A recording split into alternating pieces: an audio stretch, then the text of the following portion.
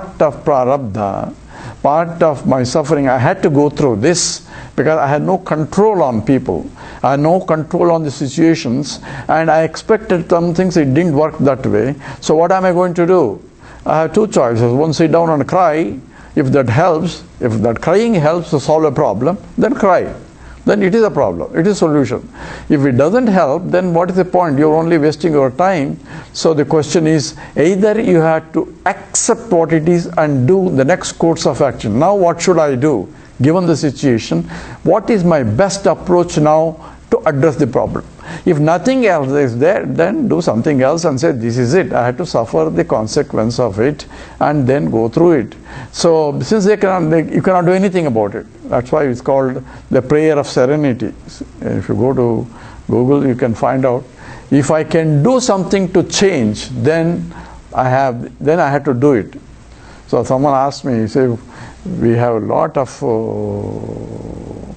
terrorism and killing and all things going on. What should I do? I don't like it. Well, two things. If you can do something, then do it. If you can do complain or do something else or bring the attention out, whatever that I have capacity of my body, mind and intellect, then I had to do to solve the problem. So if I don't do it when I can do or I should do, then it is a sin. If the child is being molested right in front of you, what should I do? Stop it. Oh, I cannot stop it. Try to stop it.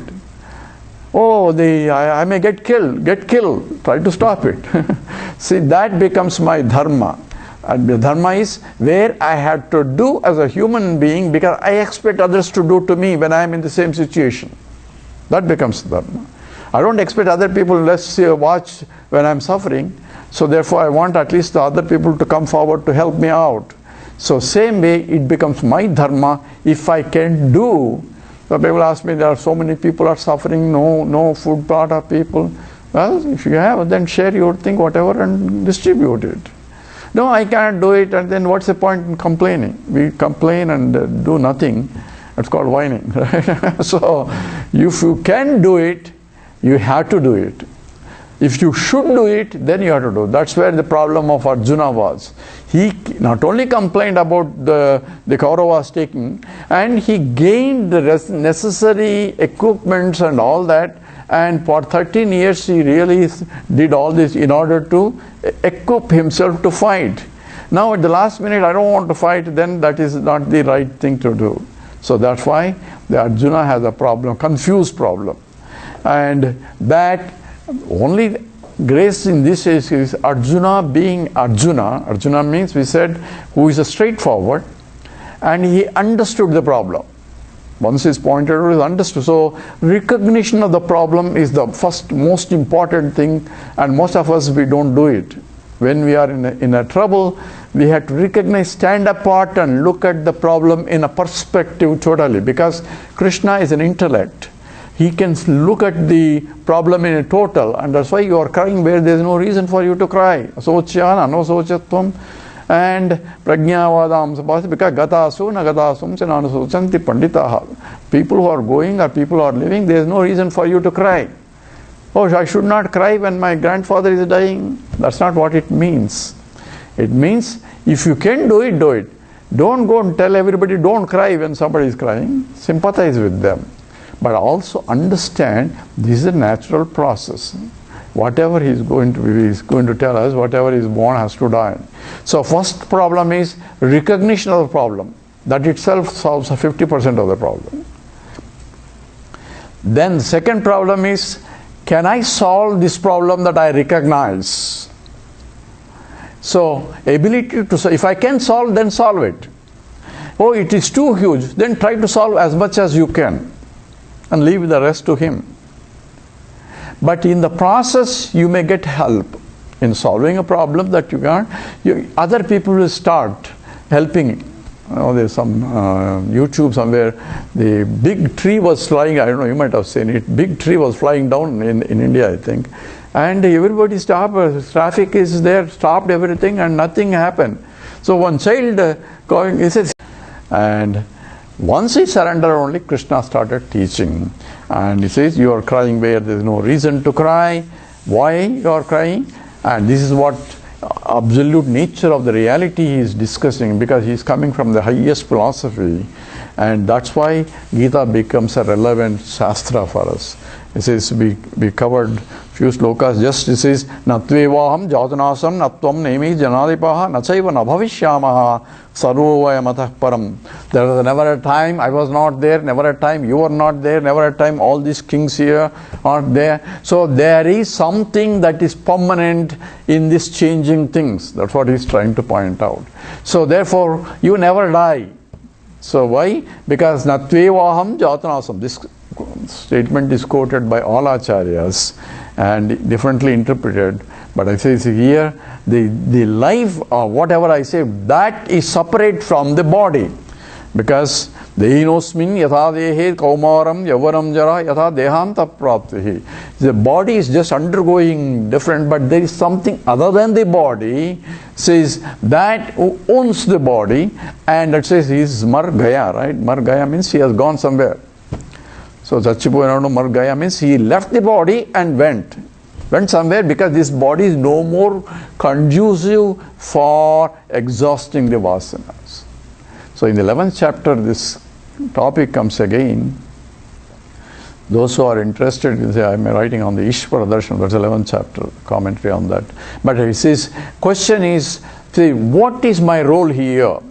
Because everything is entering into that Virat Purusha in the mouth, right? He's almost like a Layakara, being not only is a creator, sustainer, but also destroyer also.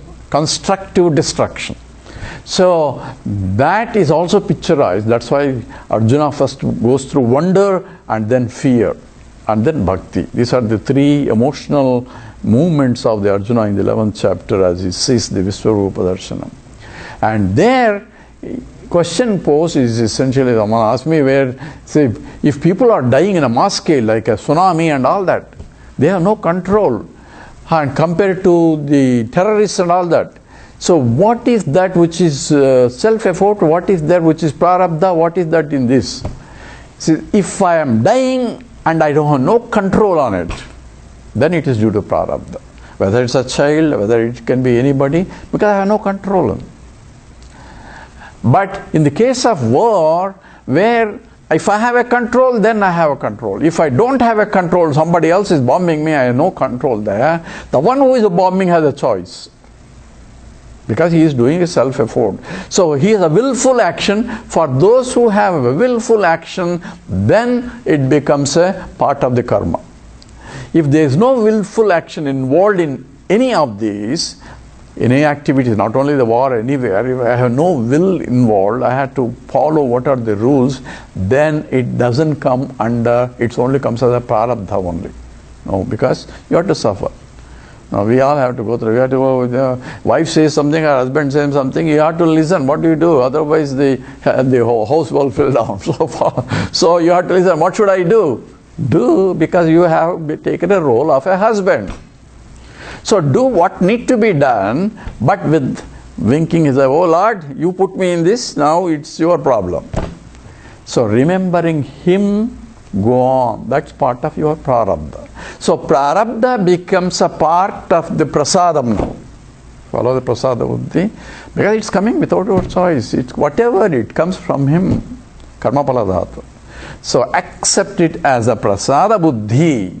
Then a reverential attitude of whatever that comes as the Lord is giving me. Even though I don't want to go to this party, I have to go to this party also. But Lord is there also. If Lord is everywhere, Lord is in the party also. So, but I prefer Lord in this way than the other way. That's a separate issue. I can have in the puja room also, Lord is there. But mind becomes a calm there, whereas in the party, even though Lord is there, my mind gets agitated because I'm not able to see the Lord in all that. Okay, so I had to find an environment conducive where my mind can attach to him.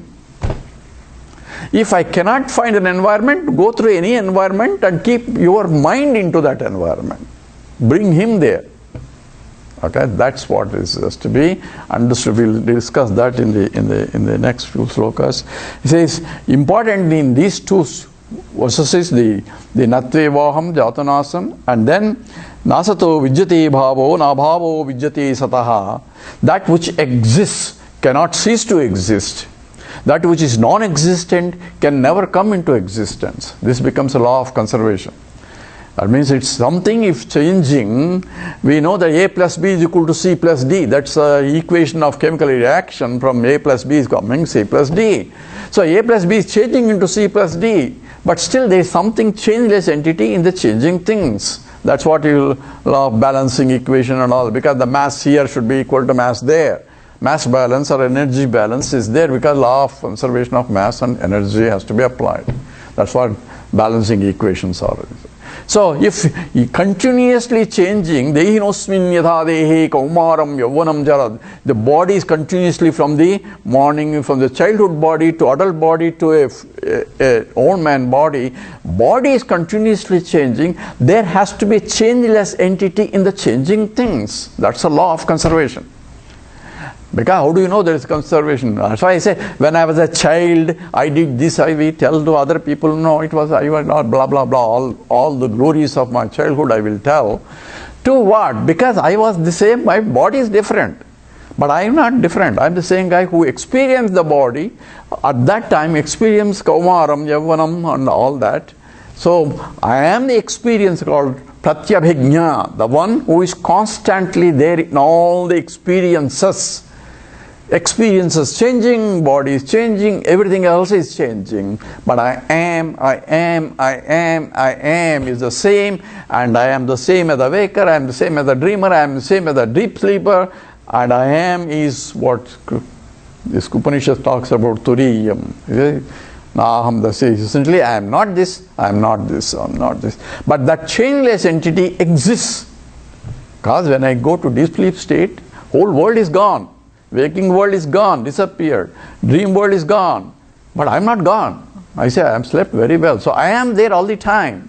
So never a time I was not there. So in all these experiences there is one which is changeless entity that I am, and that which is what is talking about Krishna here. Natvevaham jatanasam natvam nemi janadipaha. And then asato vidyate. That which exists can never disappear. And that which is non-existent cannot come into picture. No matter can be created, can be destroyed also, right? This is the same law of conservation Krishna says in the absolute law of conservation, and applies to Atma also in the sloka. So there was something. So what is that something? It says avinashasu tadviddi ena sarvam idam tatam vinasam aviyam sasya nakaschit kartumarhasi. So that is indestructible one is always there. Avinashaha, it never get destroyed. And everything idam is sarvam. Everything else is changing, but there has to be changeless entity in all the changing things. And there is an experiencer. And experience changing. That experiencer is a conscious entity, has to exist all the time. And he is najayate mriyate va kadachitu nayam bhutva na bhavita va na bhuyah ajo nitya shashvatoyam purano na hanyate hanyamane shariri. So he is telling essentially the essence is there was never a time, it is not born, najayate na mriyate, neither dies. Because there is no beginning for it, it is avyayam. And Nayam Bhutva na Bhavitava na Bhav, neither the past nor the future, because the time itself is beyond. Because in the deep sleep state I am there. How in the time is not there, space is not there in the deep sleep state, but I am there. I slept very well, right? So I am beyond the time and space too. So that's essentially Nanta Prabraham na Bhahi Pragyam no Bhayata Pragyam. This was the Mandukya Upanishad goes into. So Krishna talks about in terms of all you are doing is changing your clothes. Vadamsi jirnani yatha vihaya navani gruhnati naroparani tatha sarirani vihaya jirnan anyani samyati navani dehi. So that's essentially you are changing your clothes only. Why are you crying for? Therefore you are crying where there is no reason for you to cry. So we stopped there. We will read the sloka 25, 27, 28, 29, and 30, and 40. This is from the second chapter we are in. Avyaktoyam achinchoyam avikaryoyam uchyate tasmadevam viditvainam nanusochitum arhasi 27 jatasya hidruvo mrutyuhu dhruvam janma mrutasya cha tasmat pariharyerthe nartvam sochitum arhasi avyaktadini bhutani vyaktamadhyani bharata avyaktanidhananyeva tatra ka paridevana ascharyavat pasyati kaschidenam ascharyavat vadati tathaiva chanyaha ascharyavaschaiva manyas shrunoti shrutvaapyenam vedana chaiva kaschid I'll stop here. So here, nanu sochanti arhasi. So there is no reason for you to cry. Anusochanti arhasi. There is nothing really deserves in this cry. Why are you crying? It's like a child crying, I am going to lose marbles and all that. This is like a crying. Because avyaktoyam achintyoyam avikaryoyam uchyate. The highest philosophy is putting here. What is the I am? This one that pervades all this, which doesn't change in all these changing things, that is avyaktam. So how do I know that? You cannot know that. Why? It is avyaktam. It is unmanifested. It's not in a form that I say, I am this. This is an object and I am a subject. Right? So any this cannot be I. So any this is negated by dismissing this, and I am is essentially the subject which only can identify this. So I cannot be this.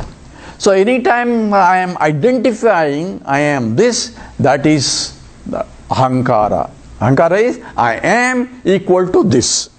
That's the equation for ahankara. Ego is nothing but I am equal to this. And this for different people changes. I am this body, I am this mind, I am this intellect, I am all this only. So, and therefore this is different from that. Therefore I am not that. I am only this. But I would like that also with this into my group.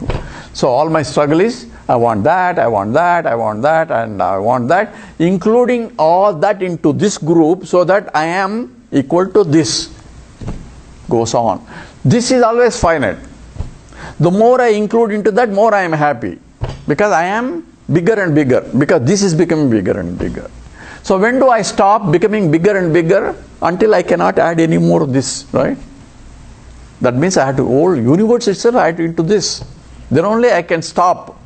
Because I want to be, I am equal to this, and this is as big as it should be, I want to be. And this can only be always limited by space and time.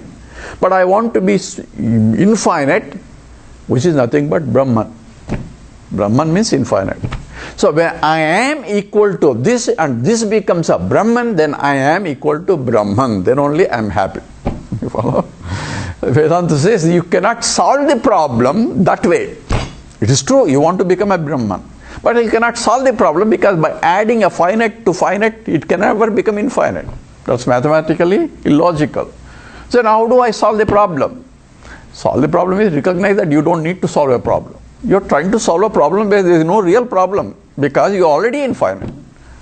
If I'm already infinite, why am I feel infinite? That is the problem. You have created a problem and trying to solve a problem where there is no real problem, and that has become a problem.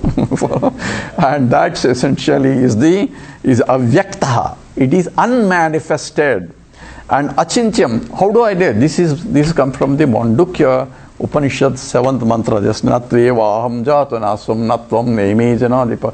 That's from the Bhagavad Gita. And it says neither the sleeper nor the waker, and so I am none of all these things. And that comes from the Mandukya Upanishad 7th mantra.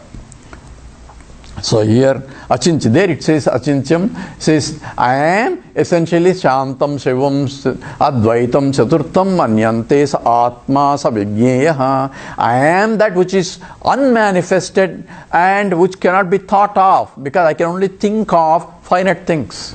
Mind can only think of finite things. So it is beyond the finite. Then what should I do? Is this thinking? Yes. In the thinking, I had to shift my attention from the thinking is directing my mind in the direction to leave the thinking itself and go beyond.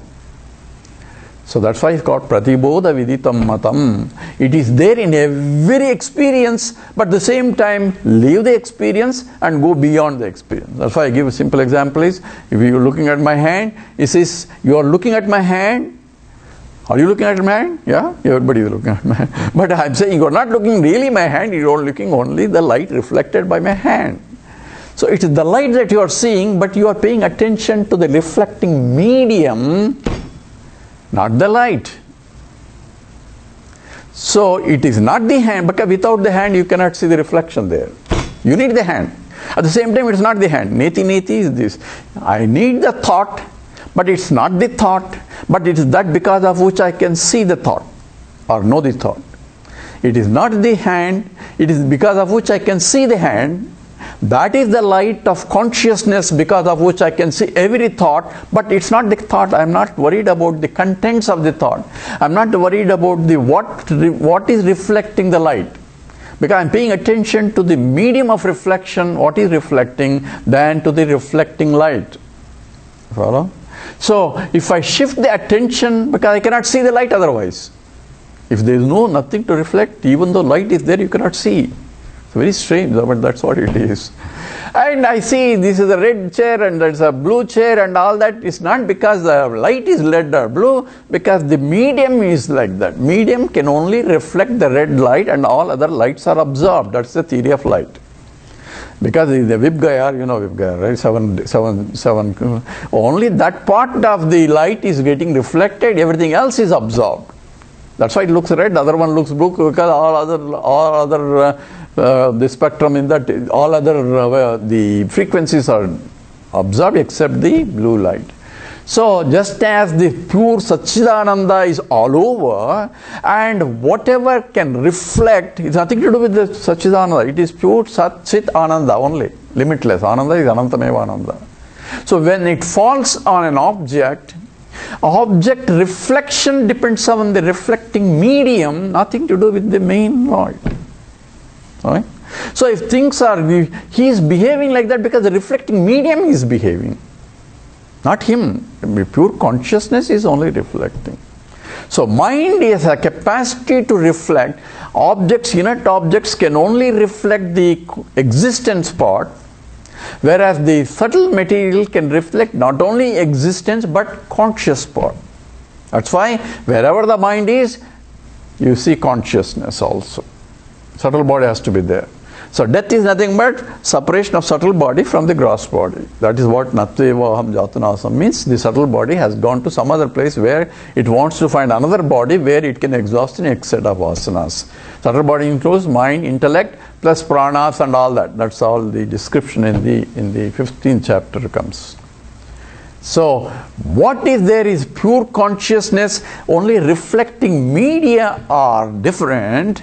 Don't give attention to the reflecting media and get carried away. Reflecting media is required to recognize the original consciousness. I need the mind to see that because of which the mind is become a conscious entity.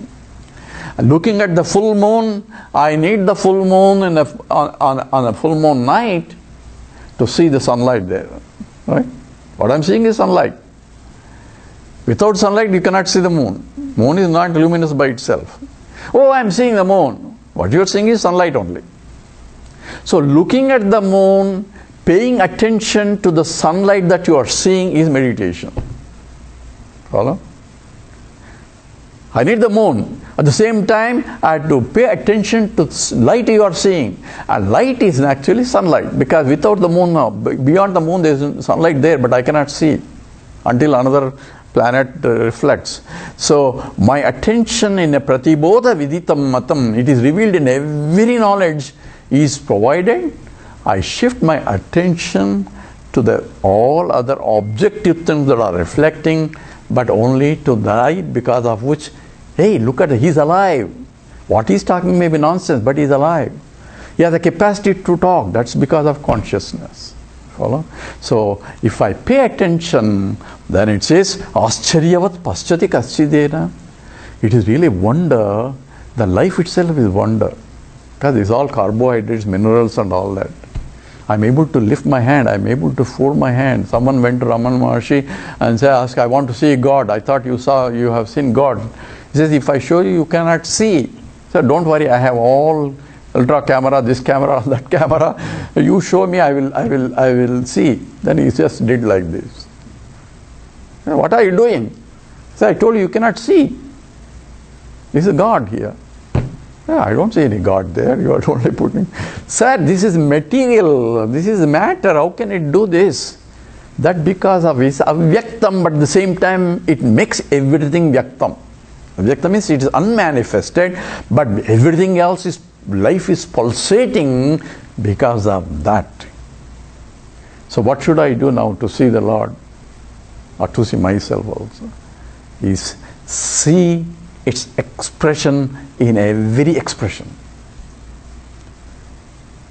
In a small insect going on the floor, that is the beauty of the life. After all, it's just a matter, but how dynamic that is. It's going for in terms of food, because that's all its vasanas is there. But life itself is pulsating there. Very life principle is nothing but the reflection of the consciousness. Subtle body is there to reflect that consciousness. I need that subtle body. I need the expression of subtle body through a gross body for me to recognize that presence of life itself and presence of the Lord. So where is that? When is the time I cannot see the Lord? Do I have to sit in the puja room? I need to sit in the puja room to recognize that. Then take puja, Lord, also wherever you are. Then that becomes a real vision of what Krishna is telling. That. So when I have that vision, Acharyavat paschati kaschidena, it's a wonder. Life is wonder. Even ants, I was looking around. This is just, if you want to know all my writings, you can find in the Advaita forum.com and .org. So I was watching one day, all ants are going. It's really wonder, because they're all going in my house and going, and there's a big, all the way, it's almost like a 20-30 feet or something. They're all going in a line and going all around line like that, and say, where are they going? I wanted to investigate. So they are going all the way and then going, climbing up and going, and there was a piece of sweet I left in the night. My God, how did they know? It's a wonder, right? How did they know? They are all coming from outside. And I want to tell them, they are taking all detours. Say, you go this way, it's short. I was trying to direct him. They don't care for me.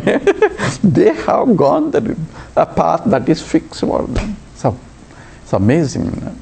So if I shift attention to something, even simple baby smile itself, he says so much is there. So even crying also, but anyway, Acharyavat paschati kaschidena, Acharyavat vadati tataiva. Even wonder of life itself becomes a wonderful, and that's why it becomes a looking at it as paschati. Once it means paschati means understanding, with understanding, Because otherwise I will only pay attention to the superficial things. Then says, it is really a wonder. Ascharyavat vadati tathaiva chanya. Even listening to this itself is a wonder. Because even when you advertise Gita, Navaneetam classes are there and all the blah blah blah. Say, how many people really interested? They are not really interested in this. Not that they have to attend Gita, Navaneetam, but something that points in the direction. Ascharyavat vadati tathaiva chanya. Ascharyavaschaiva manyasrunoti. Other people listening is also a wonder. Krishna puts all in there. A wonder is that which you cannot explain logically or intellectually. This is the reason. That's called a wonder. If I don't know how to, if I suddenly bring a ash from here, like a Sai Baba or something, if I bring it, it's a wonder because it's logically you cannot explain, scientifically you cannot explain something coming. It's a wonder. But when the intellect goes blank, it's a wonder. This intellect is what is life itself. I don't know. Morning, night, I eat and sleep, but the whole night everything is systematically being digested. Food is coming into the stomach and a proper enzyme, proper in a proper sequence, everything is happening. It's a wonder. Isn't it? Wonder I could hear, wonder I could listen, wonder I could talk. It becomes a wonder. But Ascharya vadati tathaiva chanya. And listening to itself is a wonder. That's why when I heard these talks, it was a real wonder. We are coming from a science background, I want to know, but it's really wonder. You cannot know this by any, because objective tools or scientific tools are not amenable to analyze the subject. And it says, Srutvapyenam vedana chaiva kaschit. Krishna laments, after listening, people don't pursue this. How many have do? Because, okay, Vedanta is good, but right now I'm busy. So busy with what? Doing nothing, temporary thing. So that's what essentially. So next we'll take 47 and then 40 backwards. These are important slokas. So first we'll chant 47 and then we'll chant 40. Karmanyevadhikaraste Manyevadhikaraste Ma paleshu kadachana Paleshu kadachana Ma karma palaheturbhoho Karma palaheturbhoho Ma te sangostva karmani Te sangostva karmani. Number 40. Neha bikramano sasti Neha bikramano sosti Pratyavayo na vidyate Swalpamapyasya dharmasya Trayate mahato bhayat Yate mahato bhayat. So he was saying in terms of Ascharyavat paschati kaschidena Ascharyavat vadati kathaiva chanyaha Ascharyavaschaiva manyasrunoti Sutpapyenam vedana chaiva kaschati. So it's a wonder of wonder. Okay, that's very good. What should I do? I'm not able to see it. So why you are not able to see? Because I'm paying attention to the reflecting media.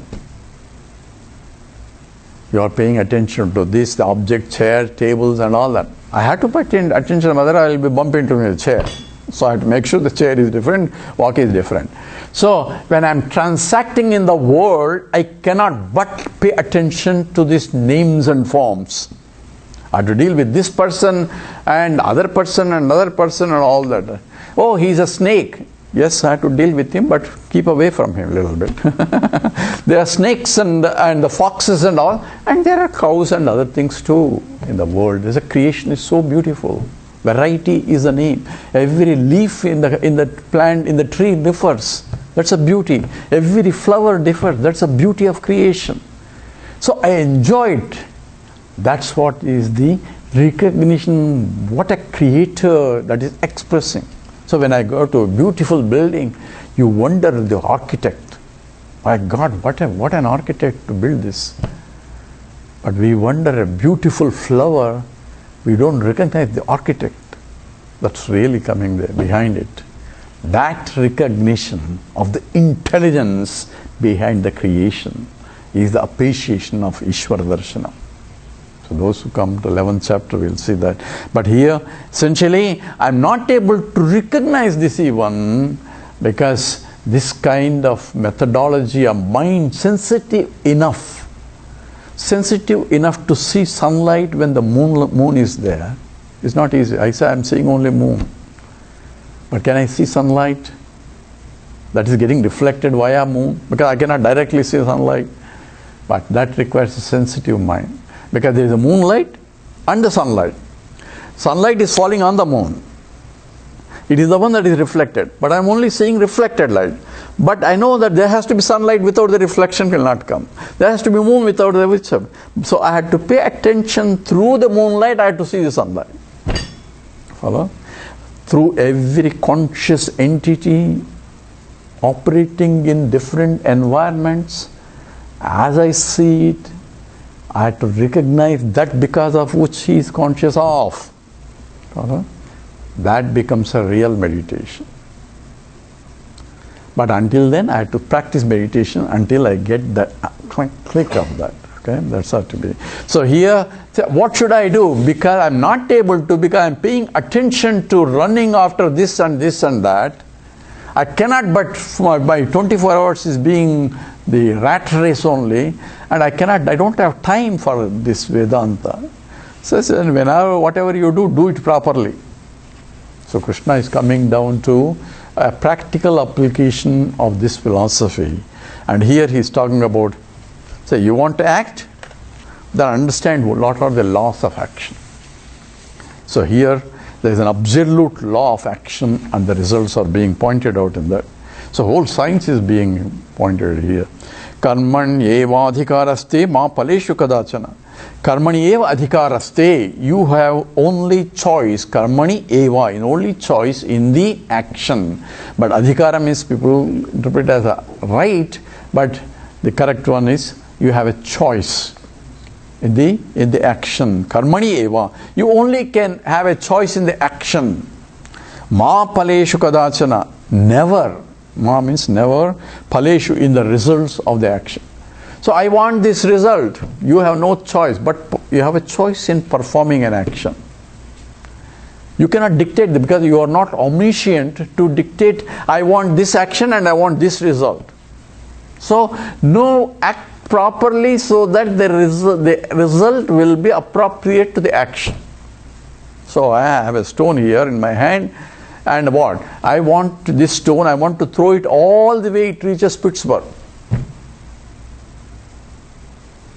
What is my goal? That's my result I want. All the way it reaches. You may laugh at me. Hey, this fellow is a stupid fellow. How can it reach in? So I am throwing it, but it's not. It's only going here. So the result is not there in the action. I am expecting a result which cannot be done with that action. Right? It's obvious. So every action has an appropriate result. And the result is given by not you. Once I had choice, I can throw the stone this side or that side or left or right or above and pray that it doesn't fall on my head. All those things. Once I done the action, I cannot control the trajectory of that. I cannot determine, let the gravitational be adjusted so that this goes all the way to the Pittsburgh. No, I cannot say that. I cannot change the laws of nature. And the laws of nature gives the result. And I am not the author of the laws. And that is what is called, is a part of the creation. Who created gravitational force? Somebody, who is that guy, Nobel laureate? Is a Nobel laureate or not?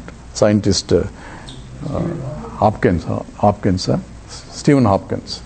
Oh, God did not create, God did not create this universe. Okay, who created? Nature created. What a stupid fellow. So who created nature then? What is nature? Says that's what is Prakriti. We call it Prakriti, Purusham Chaiva. Prakriti, inert things cannot create. There has to be an intelligence behind the creation. So that's exactly we say, yeah, Prakriti is the one, but Prakriti itself is what we call a Maya, and what is called Mayant Prakriti Vijjat. That's what Upanishad says. The Prakriti, nature is what is called, when you say, no, it is nature brings out, when I put a seed into the soil, I put a water and all the fertilizer and everything, suddenly a sprout is coming out. And I put different seeds, and one is coming out and giving me mango trees, and another is coming with the lemon fruits. Same ingredients going in, yet different things are coming. What a wonder! Ascharyavam. This is what wonder is. What is that makes these beauty things? Everything in a rose is so beautiful compared to lily or compared to some other flowers, all coming from the same mud and same water and same oxygen and all the blah blah blah, but the seed is different.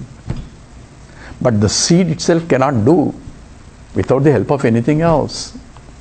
So anyway, I don't want to get into too much of that. But karmani eva adhikaraste. I have only choice in every time. I have no choice but to choose whatever this is, because I am always at crossroads. To do this or not to do this, to come to class or not to come to class. See, this is essentially kartum sakyam, akartum sakyam, anyadha kartum sakyam. Either I can do it, I cannot do it, I will do it different way. 3 choices all the time. Oh, I don't have any choice, I have to do it. Because you have particular goal in mind. Then say, I don't have any choice other than doing it. Then do that. That's the choice you have given yourself. Because otherwise you think other choices are bad. That's why he says, I don't have any other choice. So therefore, one says, I only can perform an action, and the result doesn't depend on you. Result depends upon the laws. So I am acting against the whole universe, and the universe respond back. That's what essentially, if vibration is okay, I do this, but response is by the universe itself, and I have no control on that. See, it is essentially universal response back, and that's what is called karma pala. And universe responds back according to the laws. Oh, I worked for promotion, but somebody else got it. He didn't do anything at all. He had some bribe the officer, and he got the promotion. Well, he found another way fine to get the same thing.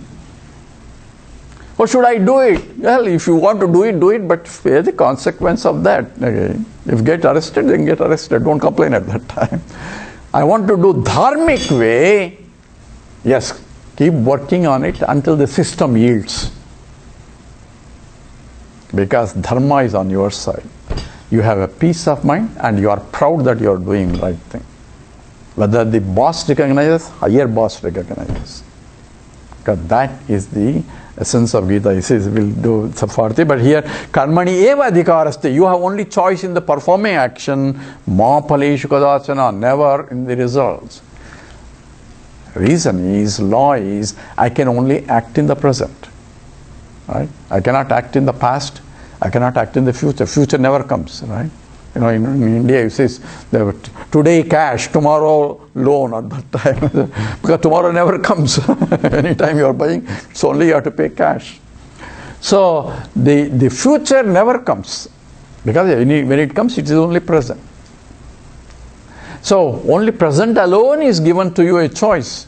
And the past is gone. You can sit down, oh, I should have, could have, would have, all those things, sit down and regret. But what you are regretting is the present. About what? About the past that you cannot do anything about it. Right? If you can change the action of the past, you have to do it then. Not the past action cannot be changed. You can alter the present action by taking a detour. So that choice only you have. Karmani eva adhikaraste. You can only act in the present.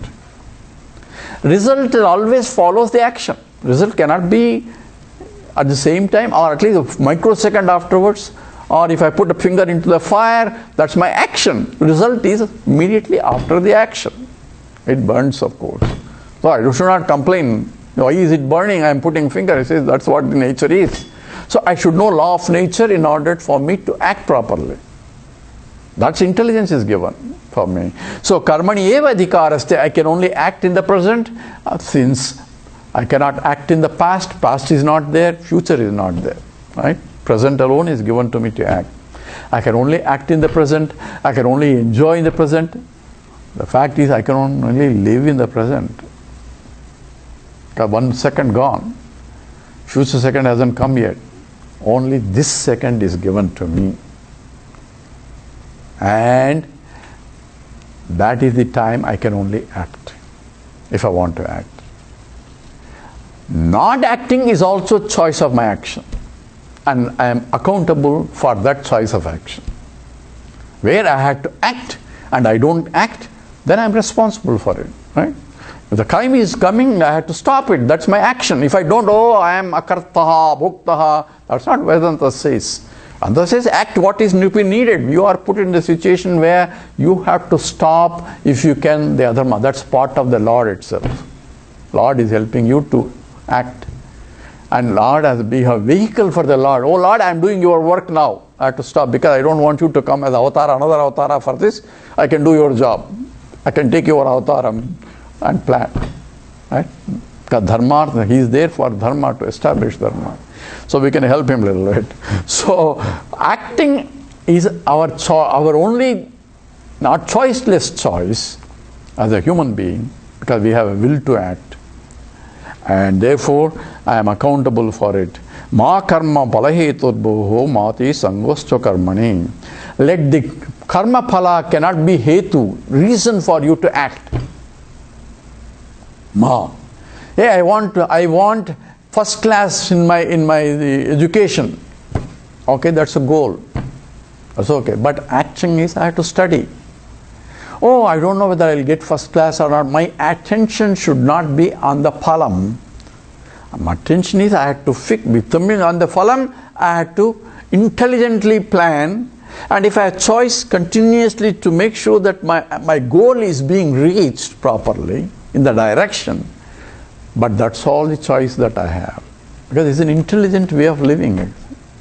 So every success, people who succeed only because they are in the action. They don't care for the past. They say, I failed so many times. You know, one father-in-law came to son-in-law. He says, now you are ready. I'll give all the money for you to start a good industry. He says, I have been failing all the time for every venture you have been in. That's why now I'm giving it. Why? Because now you know all the avenues of failure. No, you cannot fail anymore. Now you are ready. You can succeed now.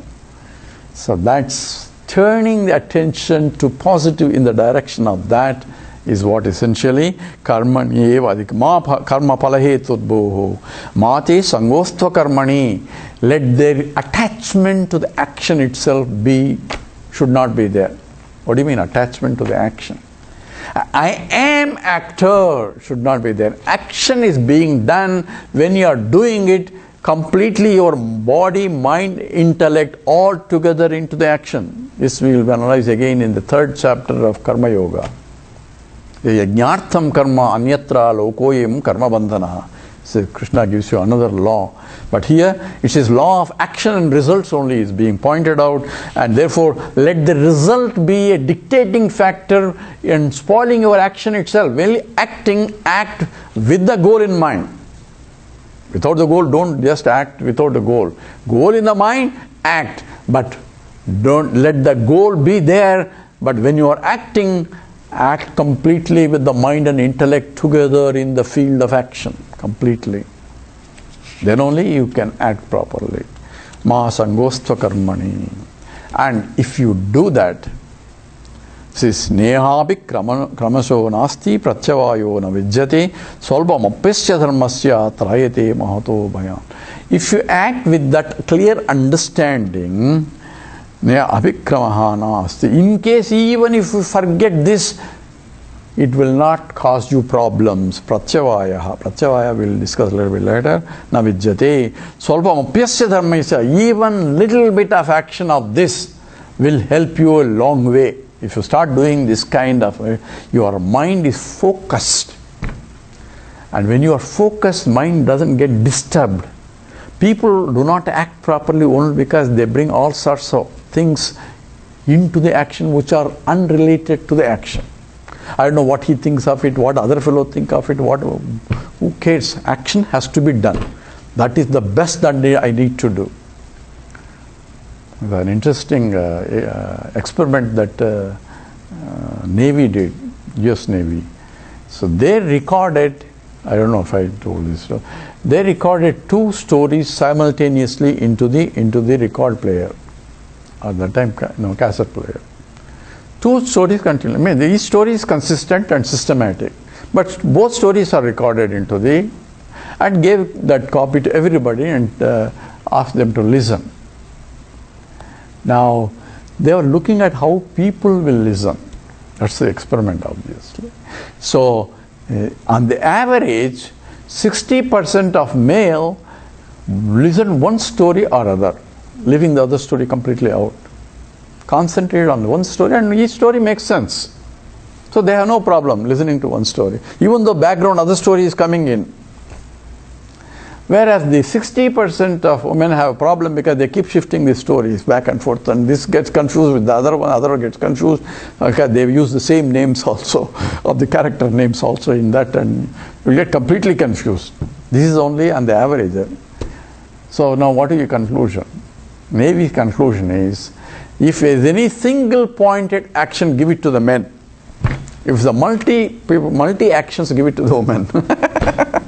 They can do multiple actions simultaneously. If I have to take care of this, a phone here, boss there, and all that, they can handle so many things simultaneously. Cooking is going on, baby is crying in the 3rd floor somewhere. Their one mind is somewhere there, cooking is going. They can do it because their mind is tuned to that. I don't know if that's the story, but anyway, for any action to be successful where the intelligence is required, you need complete pay attention. If you do even a little bit of it, Krishna says, is solpam apyasya dharmasya trayato mahato bhava. You go long way even doing something. But here he also is talking about karma. Karma is a technical word used for ritualistic actions. That is called the Purva Mimamsa part. Vedanta comes later. Purva Mimamsa is, you have to do this, you have to do this morning, you have to do Sandhya Vandanam, you have to do this. All their ritualistic, obligatory, fixed actions are there. Nitya karmas. Veda Vihita karmas are there. And there if you do it, as per says, if you do it, then you won't get any punyam out of it.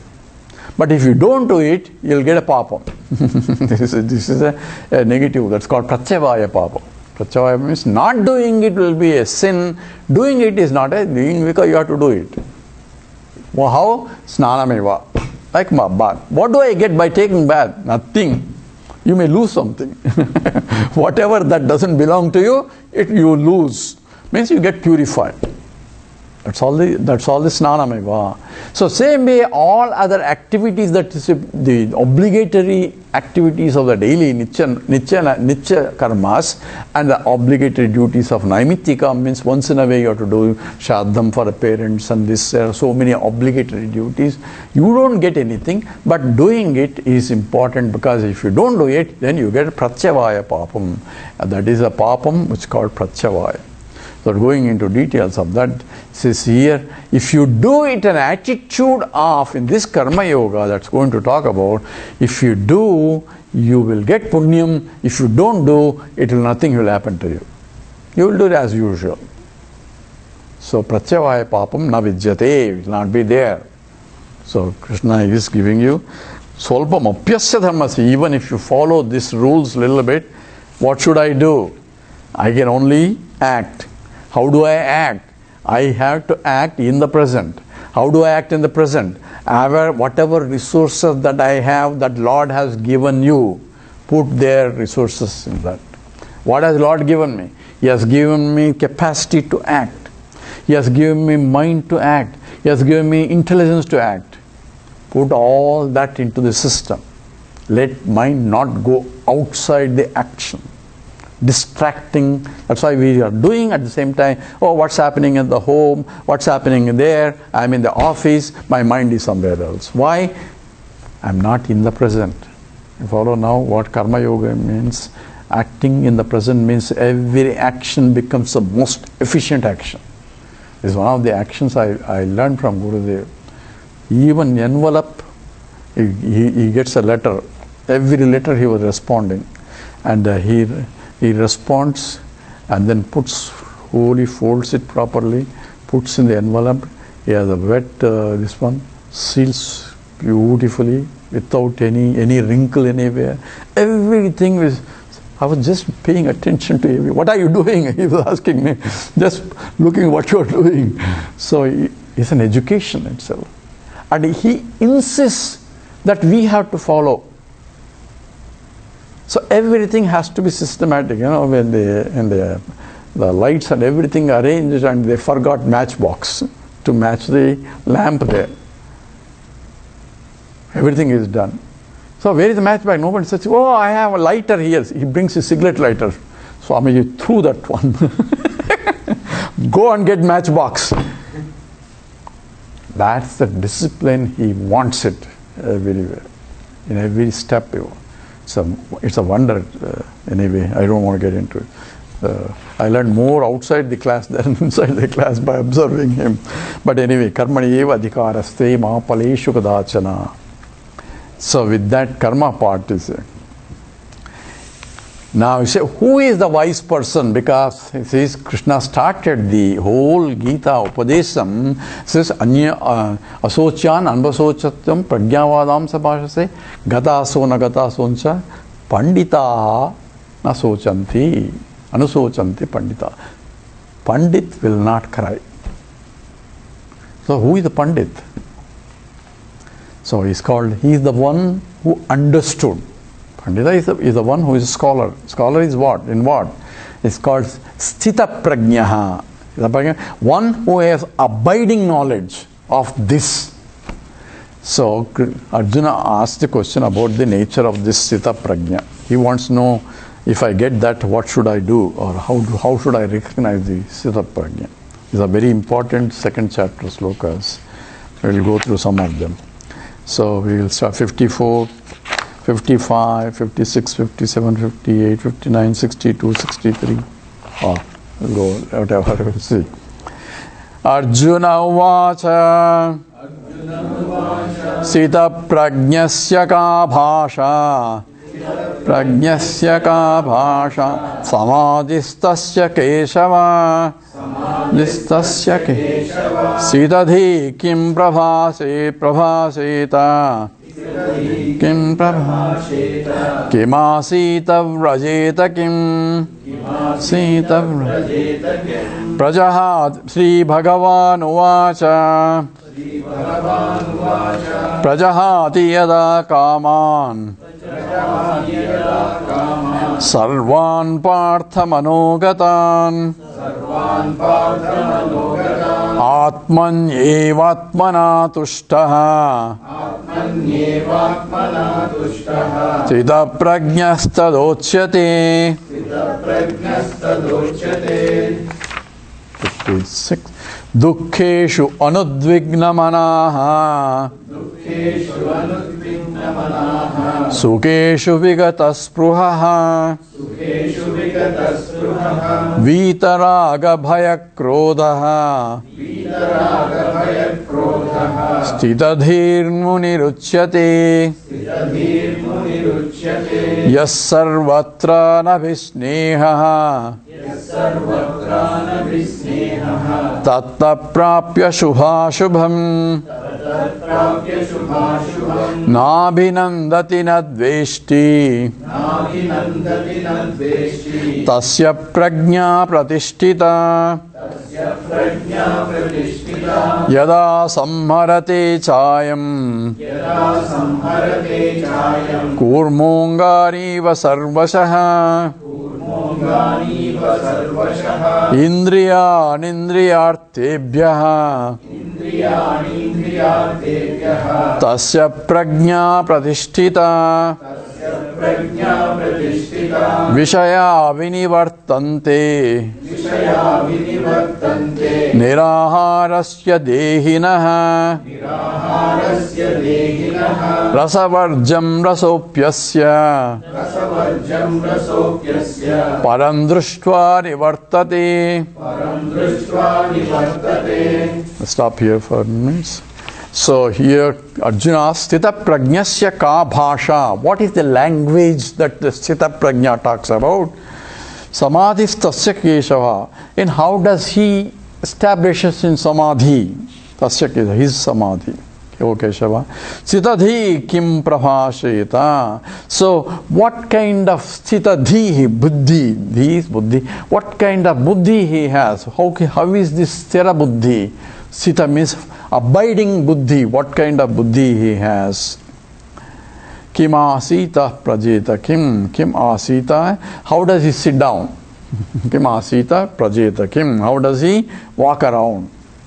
So this is the literal meaning. Essentially, Arjuna wants to know how does he transact in the world. Not that how does he sit down, how does he walk, and that. How does he transact in the world? Having been a sthita prajna, how does a sthita prajna? What is the bhasha? How does he communicate? Or how does we recognize that he is a sthita prajna from his communication or from his action? How does he sit around? How does he contemplate on? So he wants to know everything about sthita prajna. Now what is sthita prajna? So we have prajna and we have sthita prajna. Prajna means one who understands. So what we understand in the Vedanta class, yes, you are that. You are not this, but you are that. What is that? That which is beyond this. What is that? That which cannot be pointed out. That which is the consciousness that you already are. So in your pitch dark room, I say, are you there? Yes, I am there. How do you know? I am there, I know. That I know is beyond. I know, I cannot see, I cannot hear. All those things is immaterial. I know I am there. And what means? I don't need any means for me to know I am there. I don't need to scripture tell me I am there. I know I am there. I am aprameyam. That means I don't need any means of knowledge for me to know. Because I am self-existing, self-conscious entity. In fact, all pramanas, I am the one who validates. I am there to be there even for Vedanta also. Without me, nothing can be there. That's what the deep sleep state, I am there. Everything, no Vedas, no Ishvara, no Jagat, no world. But I am only there. Right? That I am. What is that I am? I don't know. During ignorance, in the deep sleep state, all I know is I don't know. I don't know anything. But I was there to sleep very well, to know nothing. So if you, I had articles, so who slept very well?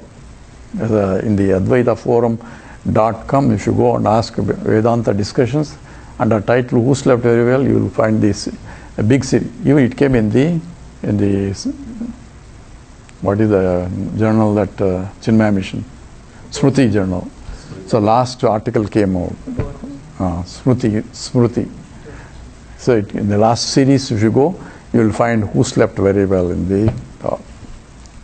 The next article I sent is also you should listen, you should read if you can. But anyway, so there, who exactly prajna means knowing that this by attending Vedanta classes, I understood.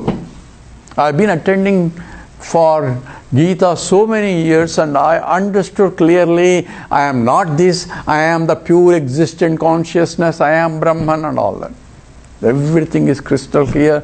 Even if a Advaitin comes and asks questions, I can really answer anything.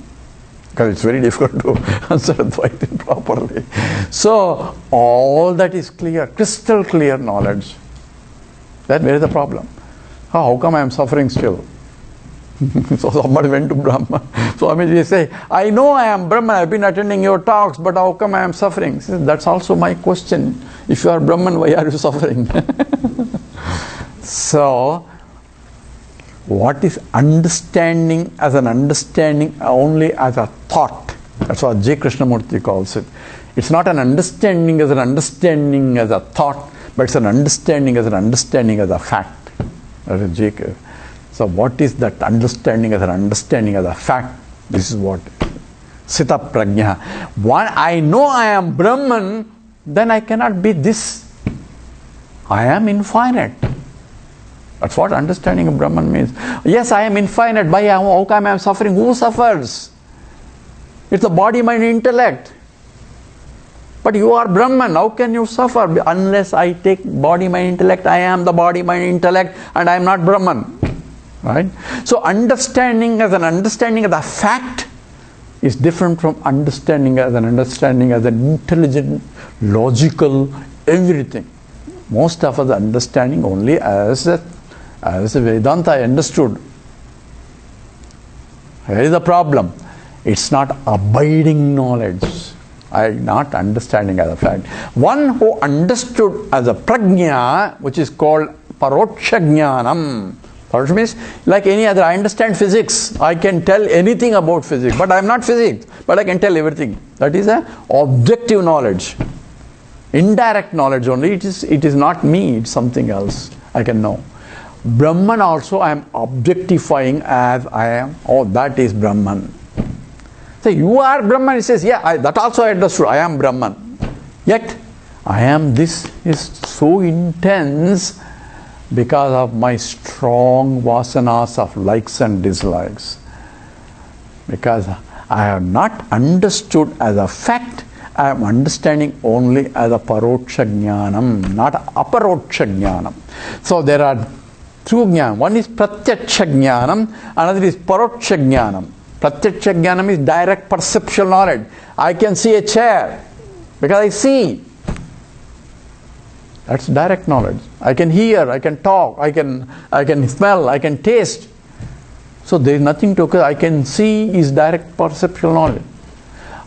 That which I cannot see and that which I can deduce from what I see is logic. Oh, I see there is smoke, there is a fire there in the distant hill because there is a smoke I see. I'm not seeing a fire. I'm seeing a hill. I'm seeing smoke. But I'm saying there is a fire there. How do you know there is a fire there? You can't see. But I know wherever there is smoke, there has to be fire. How do you know? Because I've experimented it in the kitchen and all that. So there is a drishtanta purporting my logic there. Right? That's what is called the anumana pramana. But either by logic or by direct perception I cannot know because I cannot see. No logic can prove you this. It should be logical, at the same time we are beyond the logic.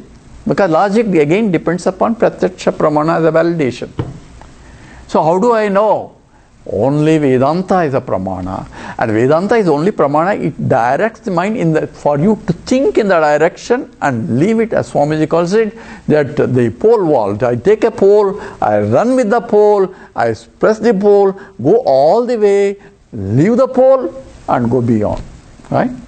I use the mind, I need the mind, I have to understand with the mind, and at the same time I cannot take the mind in the sense that I have to do. I cannot reject the mind. Only rejection is only cognitively. It's not the mind, but it is that because of which mind is become conscious entity. It's not the hand, it is that because of which I can see the hand. Using the hand. Using the mind I say I am not the mind. So how dare you say yes? Even to say that I am not the mind, I need the mind. You follow? But at the same time I am not the mind. And that enlivens the mind, and that what is to be a Sita Prajna. So, says, how do I know that he is a Sita Prajna? Say, you cannot test anybody who is Sita Prajna. Number one. Don't go, hey, he is Sita Prajna, he is realized person, he is not realized person. Never do that. You cannot evaluate anybody he is a Sita Prajna. Also, he is not Sita Prajna, also you cannot evaluate. So don't go and go litmus test. There is no litmus test to test. He is a realized soul, he is not realized soul. So, my master is realized. That's what you need in your understanding. I had to assume that my teacher is realized. Why? So that I can realize. I have a faith in the teacher words only when I say as what he says is indeed true. Okay, that should be understood. Whether the teacher realizes is immaterial for me. But I should have a faith that he has realized so that I can realize it. That is what is Shraddha. And how do a litmus test is only for you, that's what Krishna is going to give, and says the first 55 is pradahadi yada kaman sarvan parthamanogatam. So a realized person is the one who has pradahati yada kaman sarvan partha. All desires are rejected as a means for happiness. All desire is, I want this, I want this, I want this, is only because I'm going to be happy with this and I'm not going to be happy with that. That's why all our activities are propelled by happiness driven. Every action I do only because I want to be happy. Otherwise I will not be happy. So what I'm looking for is happiness only. That's what Yajnavalkya teaches Maitreyi Brahmana. Those who want to know, in the YouTube, if you go to Acharya Sadaji, there is a Maitreyi Brahmana talks are there. It's a beautiful discourse of the interpretation of Shankara on the Maitreyi Brahmana there. We took one of the Memorial Day camps. It's available like this, just as this available. It's available on the YouTube. Advaita Academy is making it feasible for us. So they put it all this in the live stream, and it goes into. There is Anjali there in the Bangalore. She converts that into YouTube and then puts it in the YouTube. The old man. Thanks to her. So here, Prajahadi Yadakaman Sarvan Partha Manogatan. All desires have been rejected as not this, not this. And why? Because he doesn't depend on anything for his happiness. That is the litmus test. If it comes, he doesn't hate anybody. He doesn't run away from it. If it comes, it's okay. If it doesn't come also, it's okay. So if Lord wants to send a good Rasamalai, okay, that's good. I have no problem. But at the same time, I don't depend. I need that for my happiness is not there. So if it comes, it's okay. If it not doesn't come, so that's how a sthita prajna lives. Okay, that's a litmus test for me. Am I depending on something other than myself for my happiness? If I am, then I am not abiding. I have to turn my attention to that. I understood. At the same time, I am not putting that because my vasanas of ragadveshas are still there. So therefore, Shankara says, in order to listen to Vedanta, you have to have a mind which is already purified. That's why the 4 qualifications of a student is mentioned in the very beginning itself as the prerequisites for Vedanta study. But most of us do not have that meeting all the 4 requirements. What should I do? Should I not attend? You attend it, at the same time try to purify it. But now, since you understood it, you make it as nididhyasana, contemplating on it all the time, since you know what it is.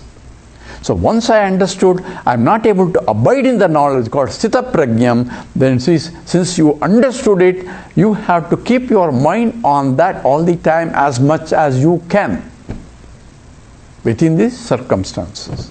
You have to take care of wife, all the blah blah blah is there.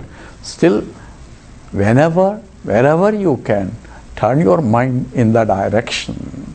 And that's whether you want to teach somebody, catch hold of somebody and start. Whether he listens or not doesn't matter for you. So, whether chairs may be there, you can talk. Because in the process, you are essentially abiding in the knowledge. The more and more this Shastra Vasana, it eliminates all other Vasana. In the process, this gets eliminated. It's like, I need a needle to remove the thorn in my hand. Because even though another sharp instrument I am putting it, in the process there won't be any needle nor the thorn.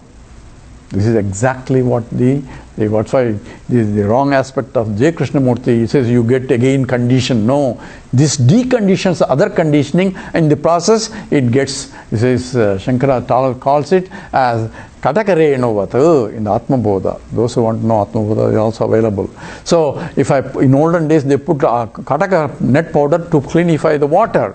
So you are putting some other junk, you want to purify the water. But Kataka nut powder has a low surface tension, it spreads around and it absorbs all these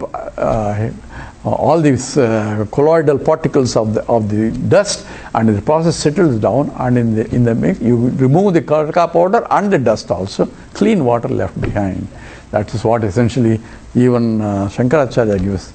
Jnanam is required, jnana vasana is required. This is a thinking process, but you have to go beyond the thinking, use the thinking process. That's why Vedanta sratavyaha, mantavyaha. Then nididhyasitavya, when I am not able to abide in the knowledge, you have to contemplate on it. Is this Siddha Prajna? We will cover this next in the next talk, because the other class I don't know whether he is there or not, but so we will stop here so that we can wind up the system. Om Purnamada Purnamidam Purnat Purnamudachyate Purnasya Purnamadaya Purnameva Vasishyate. Om Shanti Shanti Shanti. Harihi Om Sri Gurubhyo Namaha. Harihi Om. Thank you.